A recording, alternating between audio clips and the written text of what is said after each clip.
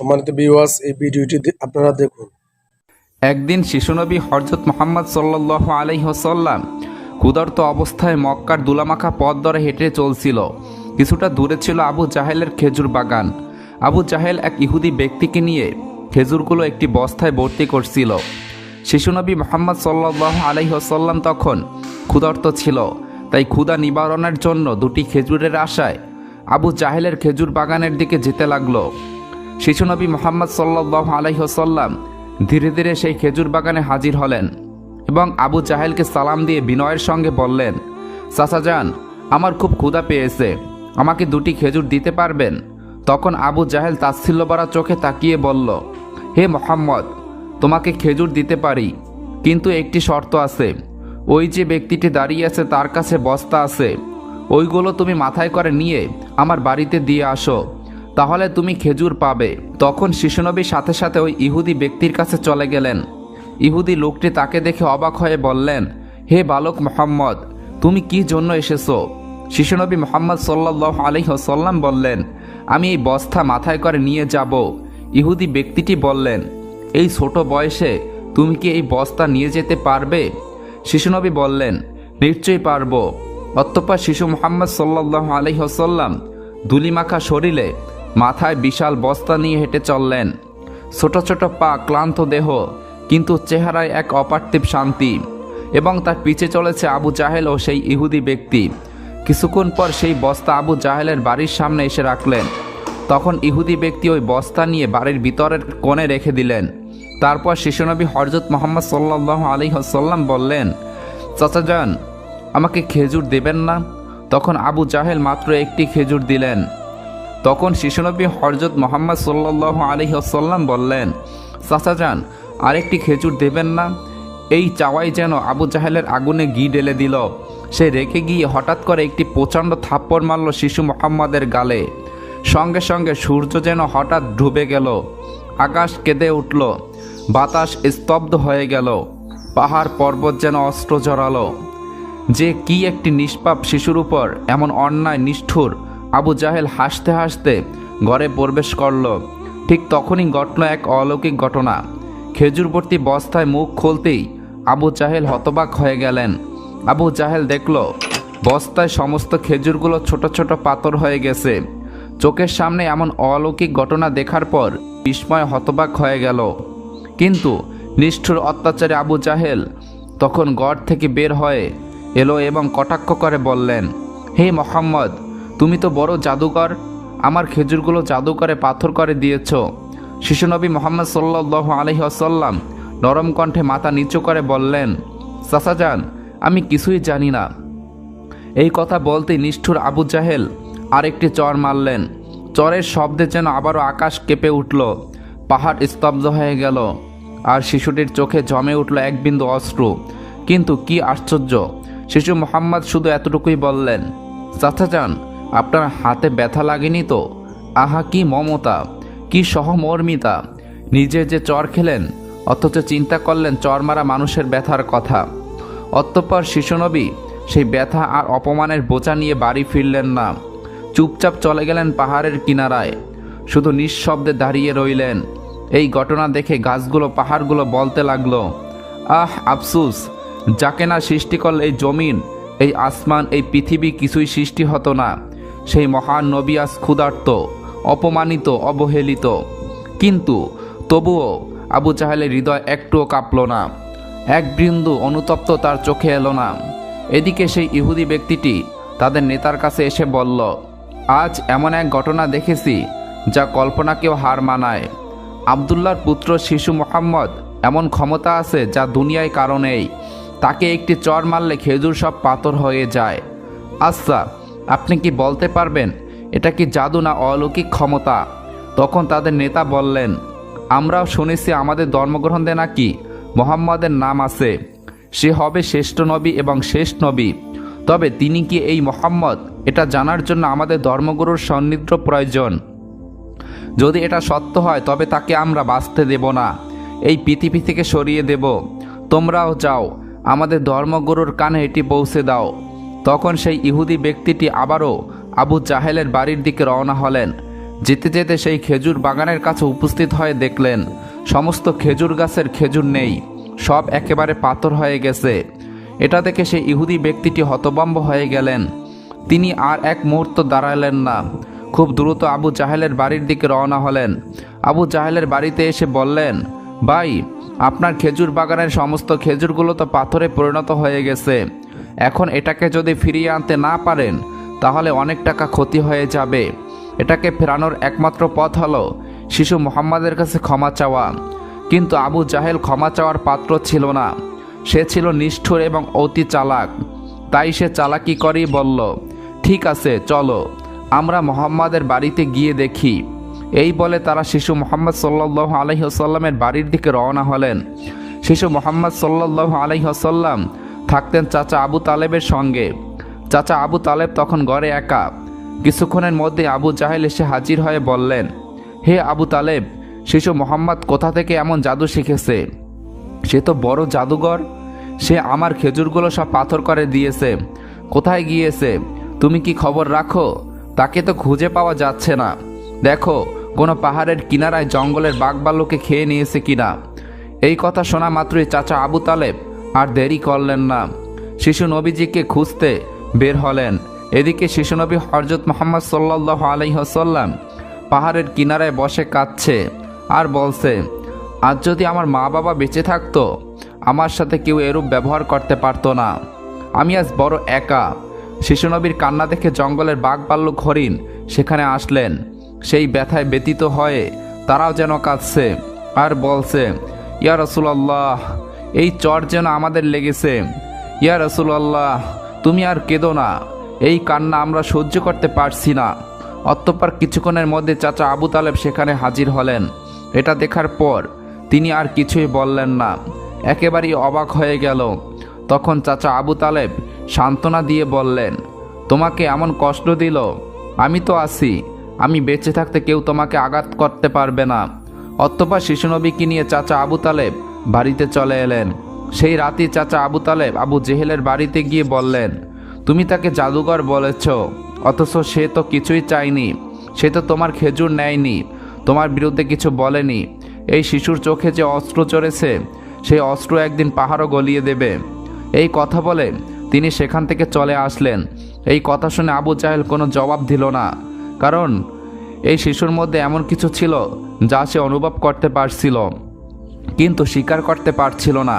আসলে আবু জাহেল ছিল মিথ্যাবাদী এবং অত্যাচারী।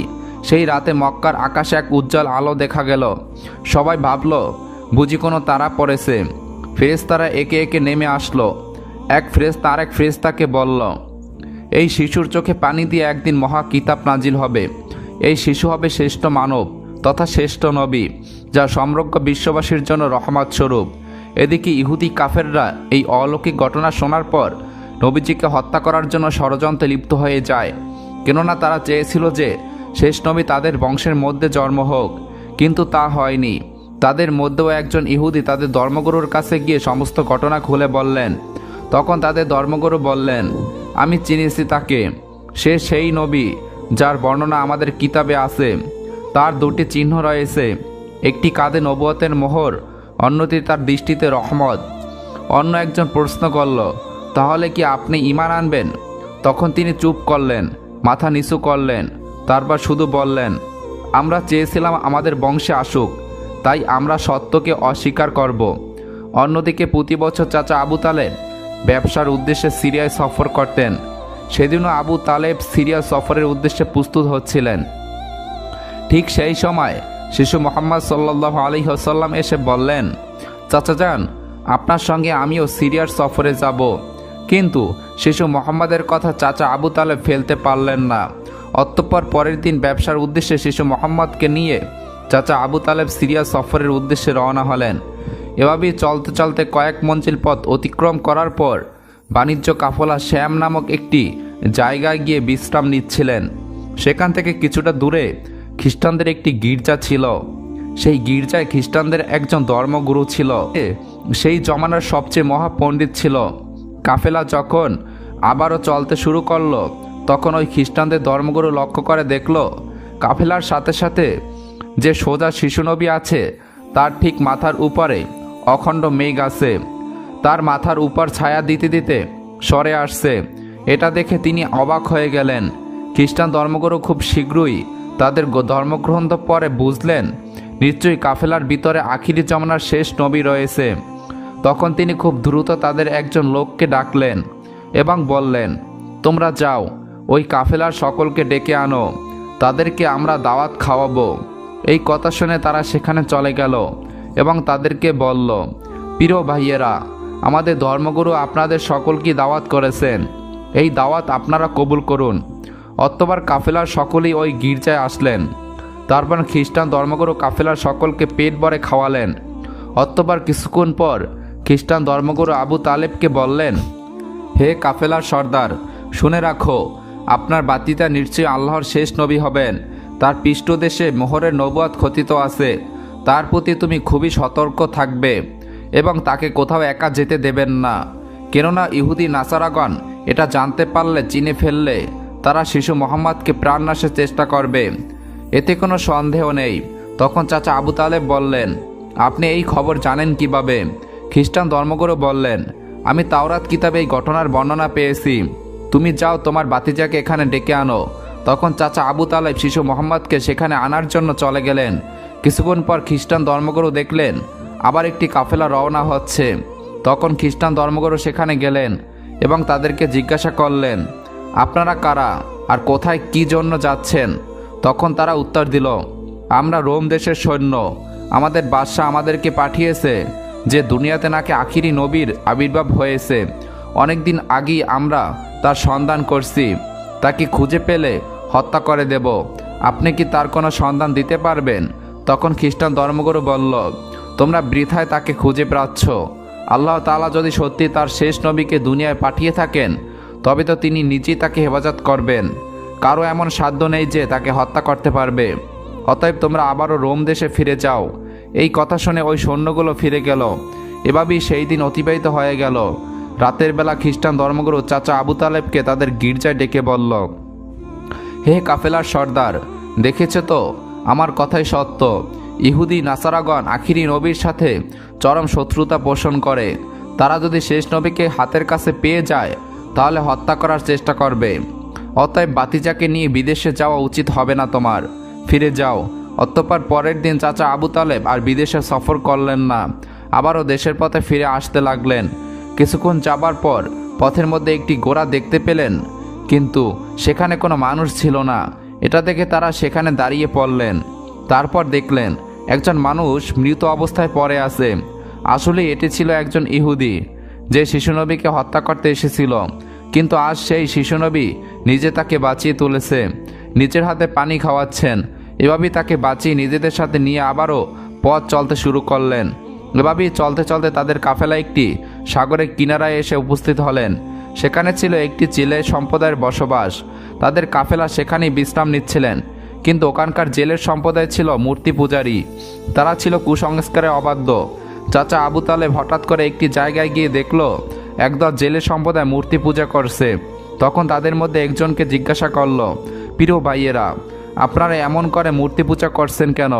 তখন সেই ব্যক্তি বলল, আমাদের জালে বহুদিন থেকে মাছ ধরা পড়ে না, তাই সমুদ্রের দেবতাকে খুশি করার জন্য এই পূজার আয়োজন করেছি। এদিকে শিশু মোহাম্মদ সাল্লাল্লাহু আলাইহি ওয়াসাল্লাম লক্ষ্য করে দেখলেন একটি বড় মূর্তির সাথে একজন মা ও তার বাচ্চাকে সেকুল দিয়ে বেঁধে রাখা হয়েছে, তাদেরকে বলি দেবে বলে। কেননা এই জেলে সম্প্রদায়ের বিশ্বাস ছিল এভাবে বলি দিলে তাদের দেবতা খুশি হবে, তাদের জালে আবারও মাছ ধরা পড়বে। তখন শিশু মোহাম্মদ সাল্লাল্লাহু আলাইহি ওয়াসাল্লাম সেখানে গেলেন এবং তাদেরকে শিকল খুলে মুক্তি করে দিলেন। সেই মুহূর্তে একজন ছেলে সেখানে গেলেন এবং বললেন, আমরা যাদেরকে বলি দিব বলে বেঁধে রেখেছিলাম তাদেরকে একজন বাচ্চা খুলে দিয়েছে। এটা শুনে তারা সবাই অতি দ্রুত নবীজিকে ধরতে সেখানে যেতে লাগলো। তখন চাচা আবু তালেব তাদেরকে থামাতে গেল, আর সেই সাথে সাথেই তারা সবাই দেখতে পায় সমুদ্রের কাছে সেই বড় মূর্তিটি আপনা আপনি ভেঙে পড়েছে। সমুদ্রের ঢেউ উঠেছে, আর সেই ঢেউয়ের সাথে সাথেই অনেকগুলো মাছ উপরে চলে এসেছে। এটা দেখে সমস্ত জেলে সম্প্রদায় মানুষ অনেকগুলো মাছ ধরে এবং তারা নিজেরা অনেক খুশি হয়ে যায়। এটা দেখে আবু তালেব অবাক হয়ে যায়। আসলেই নবীজি তখন সমুদ্রের ধারে দাঁড়িয়ে আল্লাহর কাছে দোয়া করছিলেন। নবীজির দোয়ার বরকতে আল্লাহ তাআলা তাদেরকে মাছ দিয়েছিলেন। অথবা তাদের কাফেলা মক্কার দিকে রওনা হলো। মক্কায় আসার পর শিশুনবী হযরত মুহাম্মদ সাল্লাল্লাহু আলাইহি ওয়াসাল্লাম চাচা আবু তালেবের ছাগল নিয়ে চড়াতে যেতেন। একদিন ছাগল চড়িয়ে ফেরার পথে শিশুনবী দেখতে পান এক জায়গায় দাস দাসীদের কেনাবেচা চলছে। পুরুষদের গরম রড দিয়ে অত্যাচার করছে এবং মহিলাদের উচ্চ দামে কেনাবেচা চলছে। এটা দেখে শিশুনবী অনেক কষ্ট পায়। এদিকে নবীজির এক চাচা আবু লাহাব দাস দাসীকে কেনাবেচা করত। তিনি একজন দাসকে বেশি দামে বিক্রি করে দিচ্ছিলেন। ঠিক সেই সময় তার স্বামী গিয়ে বললেন, হুজুর, আপনি এমন কাজ করবেন না, আমাদেরকে ক্ষমা করে দিন। এভাবেই কাকুতি মিনতি করতে লাগলো, কিন্তু আবু লাহাব তার কোনো কথাই শুনতে চায় না। ঠিক সেই সময় আমাদের দয়ার নবী সেখানে হাজির হয় এবং চাচা আবু লাহাবকে বলে, আপনি এই মহিলাকে বিক্রি করবেন কেন? তখন আবু লাহাব বলে, আমি এই মহিলাকে অনেক বেশি দামে কিনেছি, আমার মূল্য পরিশোধ করে দিলে আমি তাকে ছেড়ে দিব। তখন শিশুনবী তার এই মূল্য পরিশোধ করে দিলেন, আর সেদিন সেই মহিলা নবীজির জন্য মুক্তি পেয়েছিলেন। অতঃপর সেই সময় মক্কার বহুদিন ধরে বৃষ্টি হচ্ছিল না। মক্কায় বড় বড় নেতারা একত্রিত হয়ে বলতে লাগলো, মক্কায় বহুদিন ধরে বৃষ্টি হচ্ছে না, আমাদের বাচ্চারা মারা যাচ্ছে, পশু পাখি মারা যাচ্ছে। তাই আমরা সবাই মিলে কসম করেছি যে আমরা সবাই কাবার কাছে আসব এবং সেখানে গিয়ে বৃষ্টি চাইব। যতক্ষণ না বৃষ্টি আসে ততক্ষণ আমরা সেখানে থেকে আসব। এ কথা বলার পর সবাই একে একে কাবার দিকে যেতে লাগলো। সেখানে চাচা আবু তালেবও যাবে। ঠিক এমন সময় শিশু মুহাম্মদ সাল্লাল্লাহু আলাইহি ওয়াসাল্লাম চাচা আবু তালেবকে জিজ্ঞাসা করলেন, চাচা যান, আপনি কোথায় যাচ্ছেন? চাচা আবু তালেব বললেন, হে মুহাম্মদ, আমাদের মক্কা শুকিয়ে গিয়েছে, বহুদিন বৃষ্টি হয় না, একে একে সবাই মারা পড়ছে, তাই বৃষ্টির জন্য কাবাগরের কাছে যাচ্ছি। তখন শিশুনবী বললেন, চাচা যান, আপনি আমাকে সাথে নিয়ে চলুন। তখন চাচা আবু তালেব বললেন, হে মুহাম্মদ, তুমি এখন ছোট, সেখানে মক্কার বড় বড় নেতারা থাকবে, আমি যদি তোমাকে নিয়ে যাই তাহলে সকলেই আমাকে অপমান করবে। তখন শিশুনবী বললেন, চাচা যান, আপনি আমাকে সাথে নিয়ে চলেন, তারা যদি আমাকে সেখানে থাকতে না দেয় তাহলে আমি চলে আসব। শিশুনবীর মুখে এমন কথা শোনার পর চাচা আবু তালেব তার কথা ফেলতে পারলেন না। আসলে তিনি তাকে খুবই ভালোবাসতেন, তাই তিনি তাকে নিয়ে কাবার দিকে রওনা হলেন। কিছুক্ষণ পর তারা কাবার কাছে গিয়ে হাজির হলেন। দেখলেন কাবাগরের কাছে মক্কার বড় বড় নেতারা হাজির হয়েছে, আশেপাশের পুরুষ মহিলা সবাই হাজির হয়েছে, কেননা তারা শপথ নিয়েছে বৃষ্টি না আসা পর্যন্ত কাবাগর আঁকড়ে ধরে রাখবে। মক্কার বড় বড় নেতারা বলতে লাগলো, হে আবু তালেব, তুমি কি জানো না আমরা এখানে শপথ করে এসেছি? তুমি এই শিশুটিকে কেন নিয়ে এসেছো? এখানে তো আর কোনো প্রয়োজন নেই। তখন আবু তালেব বললেন, হে মুহাম্মদ, তুমি পিছনের দিকে চলে যাও। এ কথা শুনে শিশু মুহাম্মদ পিছনের দিকে চলে গেলেন। অতঃপর মক্কার বড় বড় নেতারা একসাথে বলতে লাগলো, হে কাবাগরের স্রষ্টা, আমাদের পানির ব্যবস্থা করে দিন, আমরা আর পারছি না। এভাবেই বলতে বলতে সারা রাত কেটে গেল, কিন্তু একটু বৃষ্টি হলো না। সকাল গড়িয়ে দুপুর হয়ে গেল, বৃষ্টি হলো না। এদিকে কাবাগরও গরম হতে শুরু করলো। এর মাঝে তিনজন গরম সহ্য করতে না পেরে গরমে অজ্ঞান হয়ে গেল। কিছু লোক তাদেরকে নিয়ে এক জায়গায় চিকিৎসার ব্যবস্থা করলেন। ওদিকে একজন চাচা আবু তালেবের পিছনে আঁকড়ে ধরলেন। চাচা আবু তালেব যখন পিছনে ফিরে তাকালেন, দেখলেন শিশু মুহাম্মদ সেখানে দাঁড়িয়ে আছে। অত্যন্ত রেগে গেলেন এবং বললেন, হে মুহাম্মদ, তুমি এখানে কেন? তখন শিশু মুহাম্মদ বললেন, চাচা যান, আমাকে আসতে দিন, আমি আসলে মহান আল্লাহ রাব্বুল আলামিন পানি বর্ষণ করবেন। তখন চাচা আবু তালেব বললেন, এখানে এতগুলো মক্কার বড় বড় নেতা আছে, তারা সবাই পানি চাইছে, কিছু হচ্ছে না, আর তুমি এখন এই শিশু বয়সে কি করবে? তুমি চাইলে পানি হবে, এটা সম্ভব? অতএব তুমি পিছনের দিকে চলে যাও। এই কথা শুনে শিশুনবী আবার পিছনের দিকে চলে আসলেন।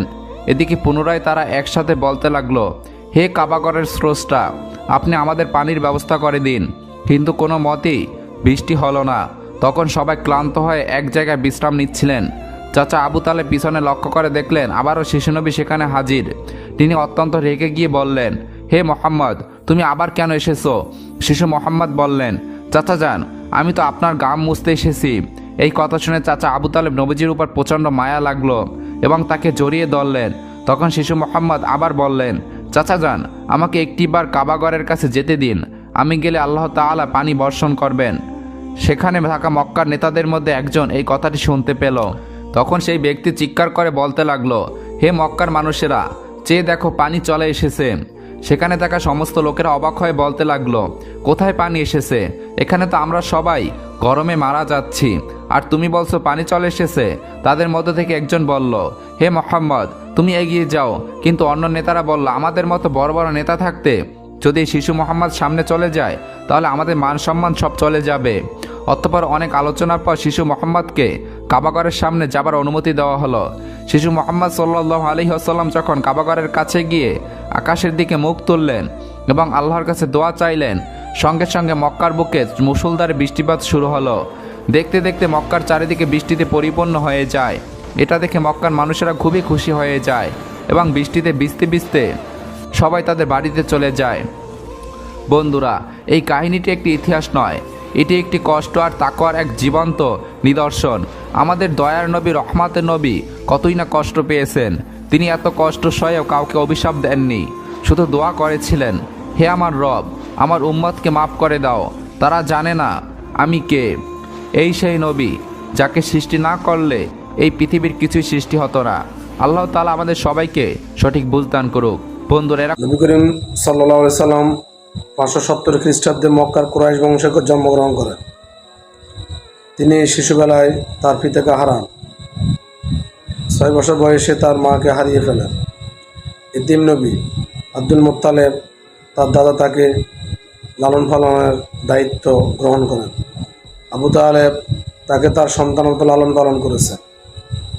আল্লাহ রাব্বুল আলামিন মুহাম্মদ সাল্লাল্লাহু আলাইহি সাল্লাম সম্পর্কে বলেন, ওমা আরসালনাকা ইল্লা রাহমাতাল লিল আলামিন, নবী আমি আপনাকে বিশ্বজগতের রহমত হিসেবে পাঠিয়েছি। আপনি কোনো একটা গোষ্ঠীর জন্য নয়, কোনো একটা জাতির জন্য নয়, কোনো একটা দেশের জন্য নয়, বিশ্ব জাহানের জন্য। এই পৃথিবীতে নবী আমাদের জন্য অনুসরণীয়, অনুকরণীয়। লাকাদ কানা লাকুম ফি রাসূলিল্লাহি উসওয়াতুন হাসানাহ লিমান কানা ইয়ারজুল ইয়াউমাল আখির। যে ব্যক্তি আল্লাহ এবং আখিরাতকে ভয় করে সে অবশ্যই আপনাকে আদর্শ হিসেবে গ্রহণ করবে। নবী করিম সাল্লাল্লাহু আলাইহি সাল্লাম সম্পর্কে আল্লাহ রাব্বুল আলামিন বলেন, ফাবিমা রাহমাতিন মিনাল্লাহি লিনতা লাহুম ওয়া লাউ কুনতা ফাজ্জান গালিজাল কলবি লানফাদু মিন হাওলিক ফাআফু আনহুম। আল্লাহ রাব্বুল আলামিন বলেন, পয়গম্বর নবী আপনার আচরণ অনেক সুন্দর, যদি কর্কশ হতো তাহলে লোকেরা আপনার কাছ থেকে অনেক দূরে চলে যাইত। আপনি অনেক কোমল হৃদয়ের মানুষ, অনেক নম্র, অনেক ভদ্র। এই জন্য আমরা তার উম্মত হিসেবে আমরাও নম্রতা, ভদ্রতা ছড়িয়ে দিতে হবে গোটা বিশ্বজাহানে। আমরা নবী করিম সাল্লাল্লাহু আলাইহি সাল্লাম উম্মত হিসেবে গর্ববোধ করি। তিনি এমন পয়গম্বর, কিয়ামত পর্যন্ত তাকে আমরা অনুসরণ করব। আমাদের পরবর্তী প্রজন্ম, এরপরে আজকে ১,৫০০ বছর হয়ে গেছে, এরপরেও তার ফলোয়ার, তার ফ্যানের কোনো অভাব নাই। তার অনুসরণ করার জন্য পৃথিবীতে কোটি কোটি, প্রায় ২০০ কোটি মুসলমান তাকে এখনও শেষ নবী হিসেবে মেনে চলে, তার সুন্নতগুলো অনুসরণ করে। আল্লাহ রাব্বুল আলামিন তাকে পাঠিয়েছেন কাফাতাল লিন্নাসি বাশীরা ওয়া নাযীরা, সুসংবাদদাতা, সতর্কতা হিসেবে আমি আপনাকে পাঠিয়েছি। বললে যারা সাল্লাহ রাসূল বিল হুদা ওয়া দীনিল হক, আপনাকে সত্য দিন সহকারে পাঠিয়েছি। যেমনই আমি পাঠিয়েছিলাম অতীতের নবীদেরকেও, আপনার কাজ হবে মানুষদেরকে রব্বানা ওয়াবা'আস ফীহিম রাসূলাম মিনহুম ইয়াতলু আলাইহিম আয়াতিকা ওয়া ইউআল্লিমুহুমুল কিতাবা ওয়াল হিকমাতা ওয়া ইউযাক্কিহিম। আপনি মানুষদেরকে কিতাব শিক্ষা দিবেন, হিকমত শিক্ষা দিবেন। আমি যেহেতু কোরআন দিয়েছি তা তেলাওয়াত করে মানুষদেরকে শোনাবেন। শিশু বয়সে তিনি ইনসাফ কায়েম করেছেন। হালিমাতু সাদিয়ার ঘরে যখন তিনি গিয়েছিলেন তখন এক হালিমার এক স্তন থেকে তিনি দুধ পান করতেন, আরেক স্তন থেকে তিনি দুধ পান করতেন না। আরেক স্তনে তার হালিমাতু সাদির একটা সন্তান ছিল, সে পান করত। শিশু মোহাম্মদ বুঝাইতে চাইলেন, মা আমি যদি তোমার দুটি স্তন থেকে দুধ পান করি তাহলে আমার ভাই না খেয়ে থাকবে। এই জন্য আল্লাহ রাব্বুল আলামিন তাকে ইনসাফ কায়েমের জন্য পাঠিয়েছেন। সমাজ ব্যবস্থার মধ্যে তাকে আল্লাহ রাব্বুল আলামিন সেটিং করেছেন। তিনি হিলফুল ফুজুর সংগঠন গ্রহণ করেছিলেন। তিনি সমাজের দুস্থ, দরিদ্র, অভাবী, এতিম, মিসকিনদের হক আদায় করার জন্য হিলফুল ফুজুর সংগঠন করেছিলেন। মক্কার কাফেররা পর্যন্ত তাকে বলেছিলেন আল আমিন, বিশ্বাসী। কাফেররা মুহাম্মদ সাল্লাল্লাহু আলাইহি সাল্লামের কাছে অলংকার, টাকা পয়সা জমা রাখতেন, কিন্তু উতবা সাহেবের মুগিরা আবু জাহেলের নিকট রাখতেন না। আবু জাহেল, উতবা সাহেবের মুগিরা তারা মানুষের সম্পদ খেয়ে ফেলত। আমানতের খেয়ানত করত। নবীজি বললেন যে হাদ্দাসা কাযাবা ওই যে ওয়াদা আখলাবা। নবী করিম সাল্লাল্লাহু আলাইহি ওয়াসাল্লাম বলেন যে ব্যক্তি মিথ্যা বলবে, আমানতের খেয়ানত করবে, ওয়াদা ভঙ্গ করবে, এরা হলো মুনাফিক। এই জন্য আবু জাহেল, উদ্বা, সাইবা, মুগীরা এরা হলো মুনাফিক। এরা মানুষের সাথে খারাপ আচরণ করতেন, মিথ্যা বলতেন, হক নষ্ট করতেন। নবী করিম সাল্লাল্লাহু আলাইহি ওয়াসাল্লাম ছিলেন আল আমিন, বিশ্বাসী। মক্কা সবাই তাকে বিশ্বাস করত। উত্তম চরিত্রের মানুষ ছিলেন নবী সাল্লাল্লাহু আলাইহি ওয়াসাল্লাম। ইন্নাকা আলা খুলুকিন আযীম। আল্লাহ রাব্বুল আলামিন বলেন, পয়গম্বর আপনাকে আমি এমন চরিত্র দিয়েছি যার সার্টিফিকেট আমি নিজেই দিলাম। ওরা বিশ্ব জগতের মধ্যে আপনার মতো উত্তম চরিত্রের মানুষ আর কেউ নাই। আল্লাহ রাব্বুল আলামিন ঘোষণা করে দিলেন, আপনি হলেন উত্তম চরিত্রের অধিকারী। স্ত্রীদের সাথে ভালো ব্যবহার করতেন, দাসীদের সাথে ভালো ব্যবহার করতেন এবং কখনো স্ত্রীদেরকে আঘাত করেন নাই। তাদেরকে কাজে কর্মের মধ্যে হেল্প করতেন, তাদেরকে সহযোগিতা করতেন, তাদেরকে উৎসাহিত করতেন। যুবকদের জন্য আইডল ছিলেন, বৃদ্ধদের জন্য আইডল ছিলেন এবং গোটা বিশ্ব জাহানের মধ্যে তাকে আল্লাহ রাব্বুল আলামিন সেইভাবে পাঠিয়েছেন। এমনভাবে তিনি পৃথিবীতে উঠা বসা চালচলন করেছেন। যুদ্ধ বিগ্রহের মধ্যে অনেক যুদ্ধের মধ্যে তিনি অংশগ্রহণ করেছেন।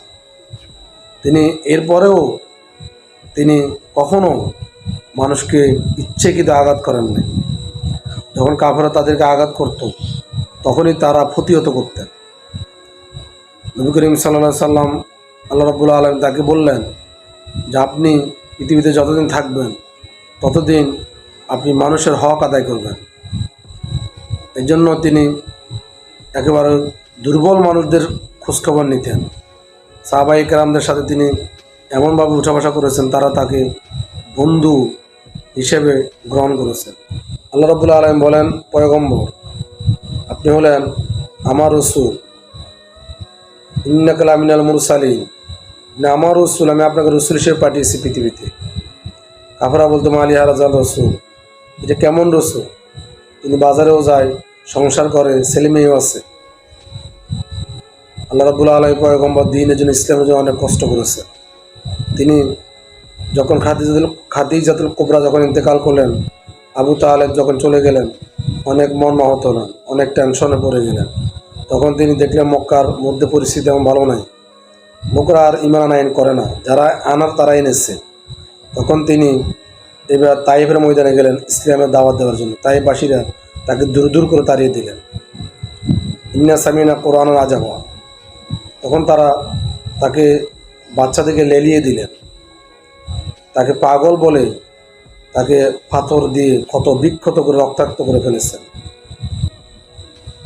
একদল জিন নবী করিম সাল্লাল্লাহু আলাইহি ওয়াসাল্লামের কোরআন তেলাওয়াত শুনেছিলেন। একদল জিন কিন্তু কোরআন তেলাওয়াত শুনে তারা তাদের কওমের কাছে গিয়ে বলেছিলেন। তখন অনেক একটা কওম এই জিন জাতিরা ঈমান আনয়ন করেছিলেন।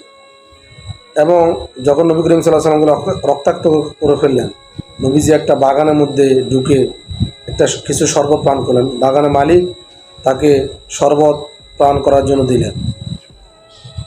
নবী করিম সাল্লাল্লাহু আলাইহি সাল্লাম কাছে জিবরাইল আসলো, ইয়া রাসূলুল্লাহ আপনি বলেন যে তাইফবাসীকে আমি ঢোলে দিয়ে ধূলিসাৎ করে দিই, তাদেরকে দুই পাহাড়কে চিপে দিয়ে একেবারে পৃথিবী থেকে একদম শেষ করে দিই। নবী করিম সাল্লাল্লাহু আলাইহি সাল্লাম বলেন, জিবরাইল আমি এদের জন্য দোয়া করি, আল্লাহ যেন এদেরকে হেদায়েত দেন। এদেরকে না দিলে এদের পরবর্তী প্রজন্ম হলেও ইসলাম গ্রহণ করবে।